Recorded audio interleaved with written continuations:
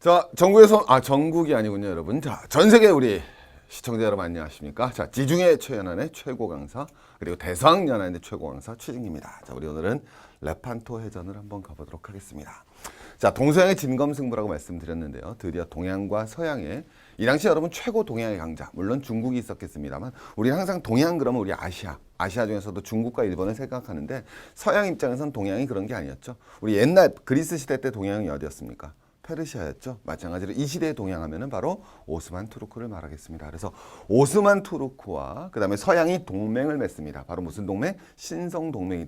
또 공부 좀 하신 분들은 물론 또 신성 동맹 하니까 무슨 개소리 하겠지만 위일래 더 유명한 신성 동맹이 한 번 있죠. 언제입니까? 그걸 왜 나한테 물어봐? 그러고 있겠죠. 그죠? 1815년에 뭐가 돼야 되겠습니까? 그렇죠. 오스트리아 비인에서 우리 오스트리아 제사 메하트리니가 주도하는 바로 비인 동맹, 신성 동맹이 이루어지지만 여기서도 여러분 먼저 신성 동맹이 한번 이루어집니다. 아주 쉽게 얘기하면 기독교 세력 간의 연맹이 이루어져서 기독교 세력과의 연맹과 오스만과의 대혈전이 벌어지는 전투였다. 그래서 이걸 갖다 레판토라고 그러는데 우리가 무슨 레판토 해전, 칼레 해전 하잖아요. 그 전부 다 우리 가만히 생각해 보면 됩니다. 그게 지명이라고 생각하시면 됩니다. 이순신 장군님의 전쟁도 뭐라 붙입니까? 노량 대첩, 한산도 대첩, 명랑 대첩 그러죠. 그래서 해전이라는 전투에서는 기본적으로 지명을 붙입니다. 어디에 전투라고. 그래서 이건 레판토라는 곳에서 벌어진 레판토가 어딘지는 일단 좀 한번 가보자고요. 대전투가 이루어지게 됩니다. 그래서 우리 스페인의 등장. 자, 우리 왜 제가 지금부터 하려고 그러는 게 레판토 해전 갈 거고요. 그 다음에 우리 칼레 해전 갈 거고요. 그 다음에 여러분 드라팔카라 해전 갈 겁니다. 이 해전에 모두 참여하는 주연이 하나 있습니다. 그게 바로 스페인이거든요. 그래서 여러분 왜 서양에 여러분 해전을 갖다 열어나갔던 친구들이 바로 스페인이 돼야 되겠죠. 그래서 스페인이 어떻게 등장을 했고 이 전투의 서막은 어떻게 이루어졌고 전개와 결과를 갖다가 한번 쫓아가 보도록 하겠습니다. 자, 우리 스페인이 등장하는데요. 스페인은 유럽의 변방입니다. 그죠? 어쨌든 유럽 지도 그리면 가운데 어디가 있어요?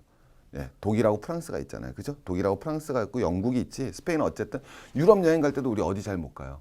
스페인 잘 못 가죠. 그죠? 유럽 처음 여행 가면 어느 코스 봤습니까? 이태리에서부터 이렇게 쭉 올라가면서 독일, 프랑스 거쳐갖고 영국을 아웃을 하든지 아니면 그 거꾸로 코스를 밟죠. 그래서 스페인을 가려고 그러면 별도로 가야 되죠. 그죠? 그래서 여러분 스페인 가기 다 힘들어 하십니다. 근데 어쨌든 스페인은 뭐가 돼야 된다? 물론 꽃보다 할배들은 갔어요. 근데 그게 중요한 게 아니라 스페인은 원래는 기본적으로 유럽의 변방이라고 볼 수 있어요. 근데 유럽의 변방에서 유럽의 무엇으로 중심으로 떠오른다. 이 말씀을 이해하셔야 됩니다. 자, 아주 간단하잖아요. 자, 예전엔 이거 제가 맨날 그리는 무슨 지도입니까? 세계 지도 아니겠습니까? 자, 이게 무슨 얘기가 되겠습니까? 지중해 아닙니까? 동양의 문명이 이렇게 들어가는 거잖아요. 그러니까 여러분 여기까지 가려고 그러면 제일 멀죠. 그래서 여러분 스페인은 기본적으로 유럽의 뭐다? 변방이다. 이렇게 보시는 겁니다. 스페인이 유럽의 중심보다 앞서던 시절이 한 번은 있었어요. 언제겠어요? 유럽의 중심부보다 앞섰던 시절. 로마 시대. 왜? 로마가 이렇게 돼 있었으니까. 로마 시대 때는 스페인이 로마의 뭐가 되겠습니까? 속주였죠. 그러니까 스페인이 원래 유럽보다는 로마 문명을 먼저 발견했기 때문에 원래는 더 발전해 있었단 말이에요. 그런데 왜 유럽 중부에 비해서 뒤처지게 됩니까? 스페인이라는 나라는 770년인가 되면은 바로 이슬람의 지배로 떨어지죠. 그래서 레콘키스타 우리가 좀 이따 공부하겠지만 스페인이 여러분 뭐가 돼요? 이슬람으로부터 독립하기 위해서는 무려 700에서 800년의 시간이 걸립니다. 그러니까 어쨌든 이슬람 문명이 들어와 있었기 때문에 유럽의 중심이 아니라 유럽의 변방의 역할을 했었던 거죠. 그래서 유럽의 일원이지조차 못했던 게 바로 스페인이 됩니다. 자, 어쨌든 제가 보통 친구가 아니죠. 그래서 이 해전사를 만들기 위해서 제가 직접 스페인 해군 박물관에 가서 사진을 찍어 왔습니다. 그래서 여러분 레판토 해전, 칼라 해전, 드라팔카라 해전 우리 한번 해전 한번 가보도록 하겠습니다. 자, 여러분 제가 딱 박물관에 들어가서 사진 하나 딱 찍었는데 깜짝 놀랐습니다. 왜 놀랐겠어요? 이게 보시면은 이게 어디 지도라는 걸 알 수 있어요. 유럽 지중해 지도라는 거 금방 나오죠. 그죠? 그래서 여러분 이베리아 반도 있고 이탈리아 반도 있고 발칸 반도 있고 그다음에 여기 터키 나오고 북아프리카 해변이 쫙 있습니다. 굉장히 정밀하고 자세한 지도죠. 그죠? 근데 여러분 제가 왜 깜짝 놀랐냐면 2016년 10월 23일 날 가서 제가 찍어 왔습니다. 제가 직접 가서 찍어 왔습니다. 근데 왜 놀랐느냐? 여러분 이게 딱 갔는데 언제냐면 1563년에 만들어졌더라고요. 그러니까 16세기에 얘네들이 이런 지도를 갖고 있었던 거예요. 저도 사실 깜짝 놀랐어요.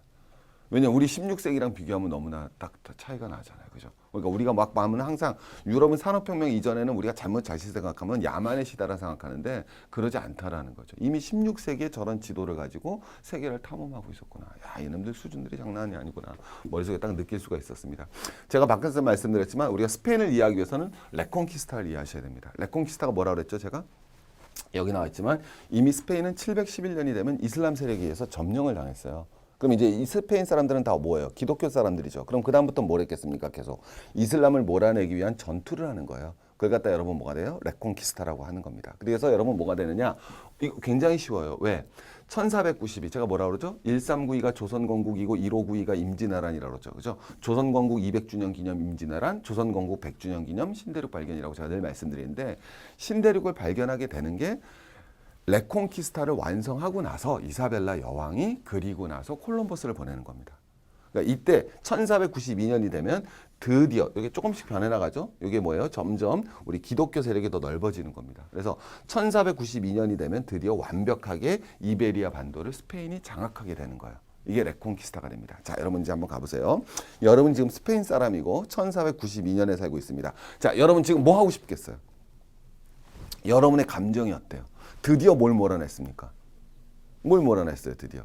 이슬람을 몰아냈죠? 자, 이슬람을 몰아냈어요. 그럼 이제 뭐 하고 싶어요? 자, 이슬람에 대해서 감정이 좋겠어요? 완전 나쁘죠? 완전 나쁘죠? 그죠? 그럼 얘네들은 종교적으로 뭘 하고 싶겠습니까? 자, 얘네들이 원하는 게 뭔지 가봐야죠. 종교적으로는 이 세상 모든 사람들을 전부 다 뭐로? 기독교로 개종시키겠다. 이게 딱 나오겠죠. 그죠? 종교적으로 개성시키고 싶어요. 정치적으로는 뭐 하고 싶어요? 이제? 한번 생각해 봅시다. 여러분이 이 당시 스페인 사람이 뭐 하고 싶겠어요? 정치적으로. 이제까지 유럽에 뭐라고 그랬어요? 변방이라고 그랬잖아요. 그럼 이제 유럽에 뭐가 되고 싶습니까? 중심이 되고 싶죠. 그래서 정치적인 꿈은 바로 뭐예요? 우리도 유럽의 정통 왕가가 되고 싶어. 이거 여러분 어떻게 구현되는지 제가 이따 나중에 말씀드리겠습니다. 정통, 유럽의 이 당시에 정통 왕가면 어디예요? 예? 무조건 뭐가 돼요? 신성하지도 않고 로마도 아니고 제국도 아니지만 이름만큼은 뭐인? 신성 로마 제국이 바로 유럽의 중심입니다.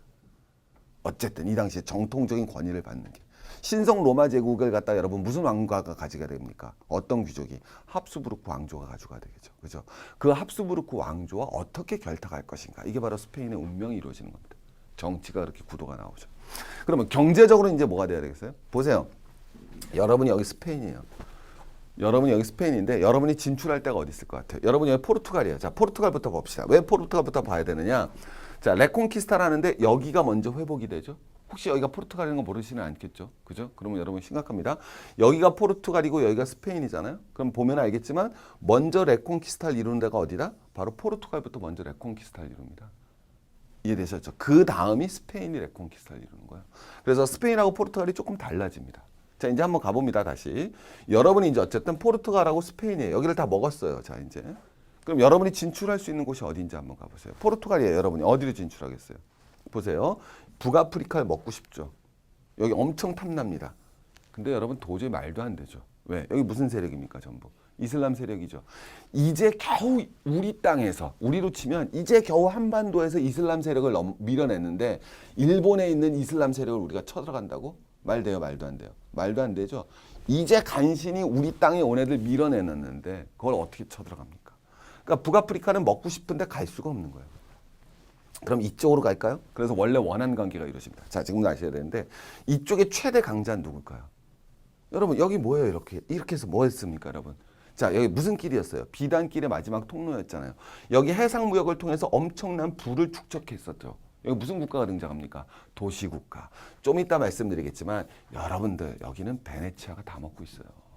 우린 지금 그냥 베네치아 하면 도시로 알고 있지만 이 당시엔 베네치아가 대강국입니다. 다 먹고 있어요, 베네치아가. 그러면 스페인 애들이 이 지중해 무역 상권을 먹으러 베네치아를 간다고? 말도 안 되죠. 물론 충돌합니다. 그래서 원래 스페인하고 베네치아는 앙숙이에요. 좀 이따 나오겠지만 왜? 지중해 무역권을 둘러싸고 싸웠지만은 아직은 여기는 베네치아 땅이기 때문에 갈 수가 없습니다. 자, 그러면 이 위로 가고 싶죠? 여기 누가 있어요? 프랑스, 유럽 최강 국가 프랑스. 그러니까 여러분 얘네들은 진출하고 싶은데 일루도 못 가고 일루도 못 가고 일루도 못 가는 거예요. 이게 이 당시 15세기, 16세기 스페인입니다. 아직은 뭐라 그랬죠? 스페인이 있잖아요. 포르투갈이 먼저라고 그랬죠. 그럼 포르투갈이 갈 수 있는 데는 어디밖에 없어요? 일로 가는 거예요. 근데 일로 가는데 여러분 여기 뭐가 있어요? 북아프리카 있죠? 그러면 북아프리카 아래로 내려가는 겁니다. 북아프리카 아래로 가면 뭐 있지 않을까 하고 내려가기 시작하는 거야. 배 타고 갈 데가 없으니까.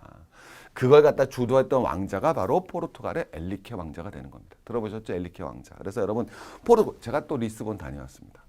리스본에 가면은 엘리케 왕자가 있고 엘리케 왕자가 배를 이끌고 나가는 요 앞에 이게 엘리케 왕자가 리딩하고 있는 모습을 보여주는 동상이 있습니다. 그래서 이걸 이해하셔야 되죠. 그래서 엘리케 왕자가 여기 리스본이 포르투갈 수도 아니겠습니까? 그래서 이렇게 내려가기 시작하는 거예요.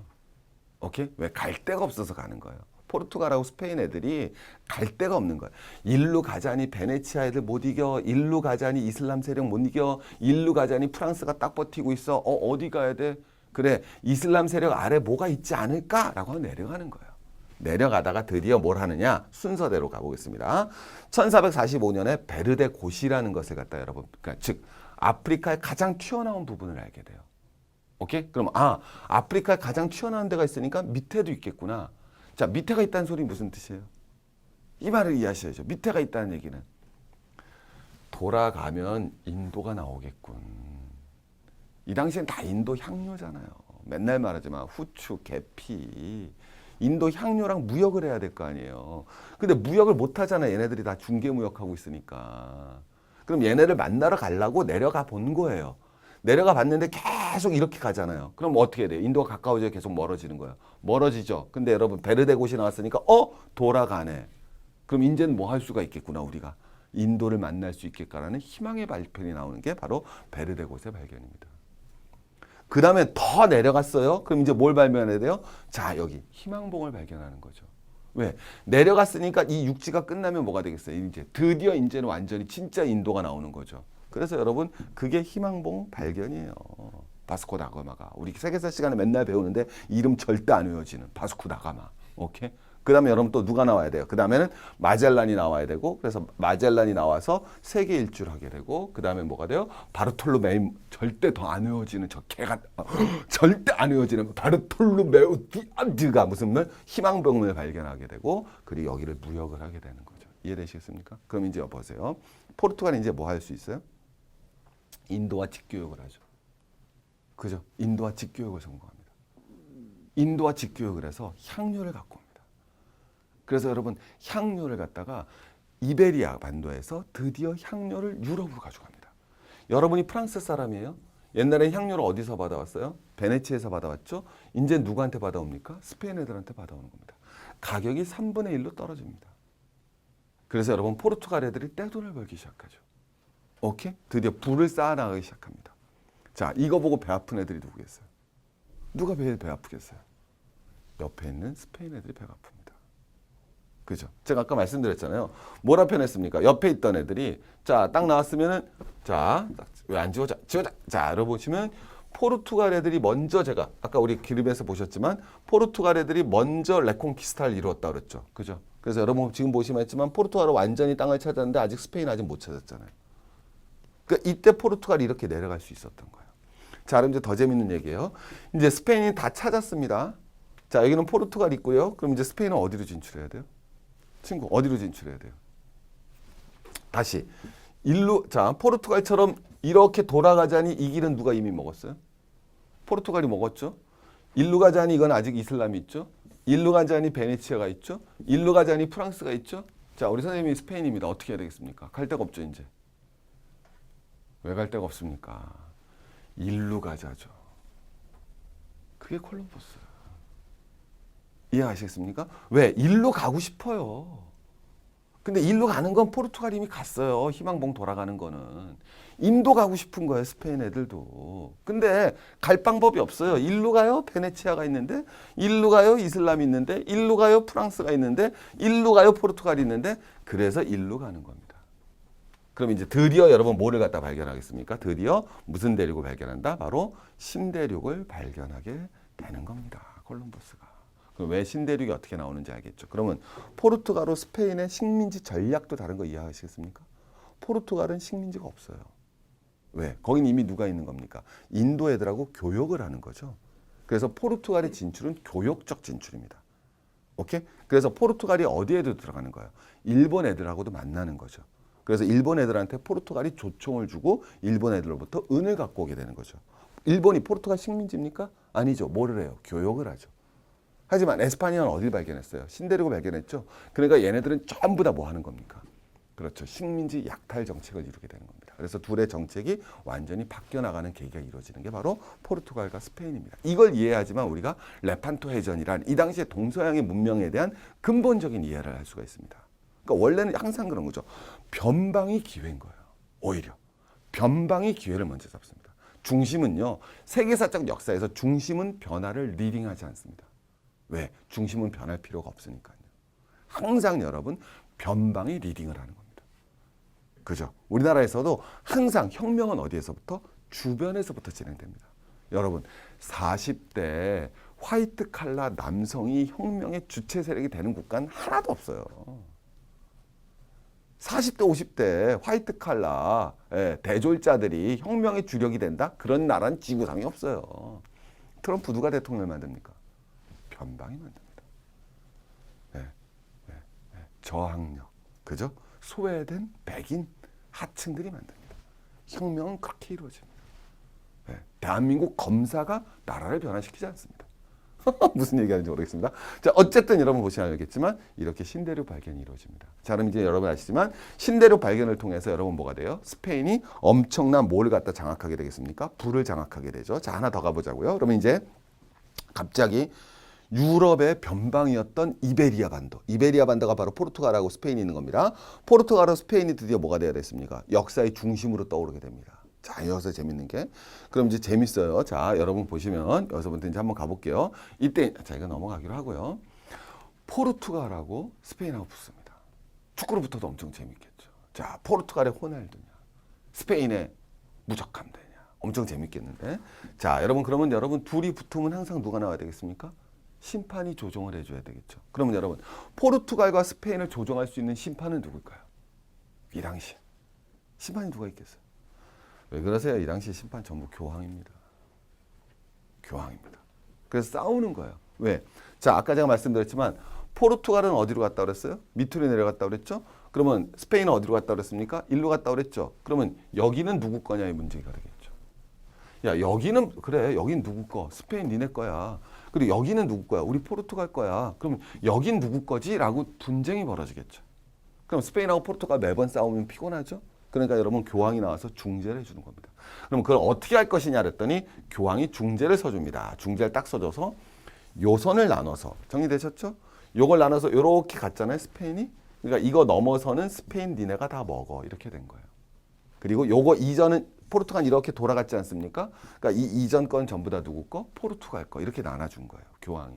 그래서 야, 여기는 누구 거? 포르투갈 거. 여기는 스페인 거라고 나눠준 거야. 이렇게 나눠주니까 누가 반발했겠어요? 포르투갈이 반발한 겁니다. 야, 씨, 여기 다 얘네 거라고? 거기다 교황이 아까 제가 딱 봤지만 무슨 나라 사람이다? 포르투갈 사람이 아니라 스페인 사람이에요. 그럼 여러분 우리도 한일전 할 때 심판이 한국 사람이에요. 일본 애들 좋아요? 완전 열받아요. 열받죠. 똑같은 거거든요. 야, 이거 너무한 거 아니야 라고 포르투갈 애들이 엄청 항의합니다. 그래서 여러분 엄청 재밌는 일이 벌어지는 게 그래? 그럼 교황이 요만큼 물러서 줄게 한 거예요. 그래서 이렇게 나눴습니다. 그래서 여기는 누구 땅? 스페인 땅. 여기 저는 누구 땅? 포르투갈 땅. 이렇게 나눈 거예요. 근데 여기에 뭐가 있었는지는 아무도 몰랐죠. 다시 이렇게 가고 이렇게 갔다 그랬잖아요. 우리 콜럼버스가 뭐 발견했습니까? 쿠바 발견한 거죠. 쉽게 얘기하면 쿠바 쪽에 거기 중남미 그죠? 카리비안 해안 발견한 거 아니에요? 포르투갈 애들은 희망봉 발견했죠. 그럼 여기에는 뭐가 있는지 알았어요? 몰랐어요? 몰랐죠. 그래서 원래는 경계선이 여기였는데 경계선을 이렇게 나눴다 그랬죠. 그러다가 포르투갈 선원 한 명이 이렇게 돌아가다가 자, 포르투갈 선원 한 명이 이렇게 돌아가다가 태풍을 만나서 일로 딱 간 거예요. 그래서 여기 해안에 닿은 겁니다. 그게 어디입니까? 브라질. 그래서 남미에서 브라질 애들만 포르투갈어를 쓰는 거예요. 엄청 재밌죠. 그래서 남미에서 브라질 애들만 포르투갈을 쓰는 겁니다. 그래서 얘가 가서 여러분 포류했겠죠? 표를 했으니까 여러분 뭐가 돼야 됐습니까? 맛이 뚝 갔죠? 근데 새로운 뭐 큰 땅이 있는 거예요. 그래서 가서 왕한테 보고를 했겠죠? 그럼 왕은 뭐라고 그랬겠습니까? 자기 똘마니를 갖다 시켜서 뭐 했겠습니까? 가서 이게 진짜 신대륙인지 확인해봐 라고 명령을 내립니다. 그 명령을 받고 저 브라질이 진짜 아메리카 땅인지 아닌지를 알아보러 가는 애 이름이 아메리코 베스쿠치. 그래서 걔 이름 따라서 아메리카가 되는 거예요. 여러분 제 강의는 항상 이따위 강의입니다. 여러분 오케이. 여러분 20분밖에 안 됐지만 여러분의 상식 수준은 엄청난 업그레이드가 되는 겁니다. 그죠? 왜 포르투갈만 브라질어를 쓰는지 아시겠죠? 그죠? 선언의 표로. 그러니까 이게 세계사적으로 다 이게 재밌는. 그래서 여긴 다 스페인 땅이고 여긴 포르투갈 땅이고 딱 됐습니다. 자, 어쨌든 이제 일부에서는 여러분 뭐가 돼야 됐습니까? 드디어 뭐가 됐다? 이베리아 반도. 특히 누가? 스페인이. 오케이? 더 많은 부를 축적하죠. 왜? 포르투갈은 무역을 하는 거잖아요. 무역 이익이죠. 근데 여러분 스페인은 무슨 이익입니까? 약탈 이익이죠. 그죠? 어느 게 더 이윤이 많이 남습니까? 당연히 약탈 이윤이 훨씬 더 크겠죠. 그래서 포르투갈을 누르고 스페인이 점점 더 이베리아의 최고 강국의 지위를 가지게 되고 유럽의 주요 세력으로 떠오릅니다. 오히려 다 영국과 프랑스, 독일보다도 더 강력한 원래 사실은 이제 아직은 영국, 독일은 약한 세력들이고요. 프랑스거든요, 사실은. 프랑스와 이태리 북쪽입니다. 독일 신성 로마 제국보다 더 강력한 부를 가진 스페인이 국가로 떠오르는 계기까지가 우리가 살펴봤습니다. 자, 다시 한 번 말씀드리지만 포르투갈하고 에스파냐가 어떻게 발전해 오는 건지 알겠죠, 그죠? 자, 이런 상황에서 포르투갈은 교역을 하는 거예요. 그래서 아시아와의 교역들은 전부 다 포르투갈과 교역을 하게 되는 겁니다. 그래서 여러분 돌아다녀 보면 여러분 아시아 그런 그 주요 무역 겨점에는 전부 다 포르투갈의 그런 거점들이 있었죠. 마카오가 그렇죠, 여러분. 보시면 알겠지만 마카오가 그렇고 또 인도네시아 쪽에서도 마찬가지고 그다음에 일본도 마찬가지고 어쨌든 포르투갈은 교역 이익을 가지는 거고요. 스페인은 가서 무조건 약탈하는 거니까 약탈 이윤을 가져오는 겁니다. 그러니까 여러분 처음 교역하는 것보다는 당연히 약탈하는 게 훨씬 더 이윤이 커지겠죠. 그리고 신대륙에는 우리가 생각하지도 못했던 많은 금과 음과 더불어서 새로운 작물들, 새로운 후추를 대체할 수 있는 고추와 같은 대용 작물들이 들어오게 되면서 스페인이 유럽의 명실상부한 프랑스라 그 다음에 베네치아를 맞설 수 있는 그걸 뛰어넘는 유럽의 최강국이 되어갑니다. 자, 이런 최강국이 되니까요. 이제 유럽의 최강국을 우리 어디라고 얘기하는 겁니까? 스페인이라고 그랬죠. 동양의 최강국은 어디입니까? 이 당시에? 오스만 투르크죠. 전성기를 맞이하고 있습니다. 둘의 격돌은 불가피해집니다. 자, 과연 누가 이길 것인지 한번 둘의 전력을 한번 가보도록 하겠습니다. 먼저 어디가 돼야 되겠습니까? 서양입니다. 자, 드디어 얘네가 여러분 뭐가 되겠습니까? 돌아와서 아시아와의 직교역을 통해서 부를 축적하고 있습니다. 인도와의 직교역을 통해서 부를 축적을 했죠. 자, 두 번째는 뭐가 들어가느냐? 아프리카에서 노예를 잡아옵니다. 아프리카에서 노예가 들어갑니다. 오케이? 아프리카에서 노예가 들어가죠. 자, 그 다음에 여러분 뭐가 되겠습니까? 신대륙에서 뭐가 들어갑니까? 금은보화가 들어가죠. 그죠? 자, 인도와 직교역합니다. 신대륙에서 금은보화가 들어옵니다. 아프리카에 흑인 노동력이 들어옵니다. 자, 이런 강력한 힘을 가진 이베리아 반도와 자, 이 당시엔 여러분 누가 돼야 되겠습니까? 바로 오스만 투르크죠. 여러분 제가 전쟁사에서 말씀드렸지만 1453년 콘스탄티노플 함락전에서 드디어 콘스탄티노플을 함락시키고 이스탄불이 성립이 됩니다. 오스만이 드디어 어딜 꺾었습니까? 동로마 제국을 멸망시키고 서양 아래 발톱을 드러냅니다. 그뿐입니까, 여러분? 1683년 이건 더 뒤에 벌어집니다. 빈 공방전을 가죠. 빈까지 먹으려고 합니다. 마지막 이 빈 공방전이 사실은 동양이 서양을 쳐들어간 마지막 전쟁이죠. 어떤 의미에서는 동양이 서양을 쳐들어간 마지막 정령인데 어쨌든 뭐가 돼야 되겠습니까? 자, 오스만 투르크가 여러분 드디어 쑥 돕니다. 1815년에는 이집트를 먹습니다. 그래서 여러분 지중해를 여기만 빼고 다 장악을 하죠. 그래서 여러분 지중해 무역을 갖다 독점을 합니다. 지중해 무역 독점권과 막강한 육군 화력을 가지고 있는 오스만 투르크와 해상으로부터 많은 무역을 기를 거두게 된 이베리아 반도의 새 맹주가 드디어 동서양의 운명을 건 일전을 시작합니다. 그것이 바로 레판토 해전입니다. 자, 다음 시간 기대해 주세요.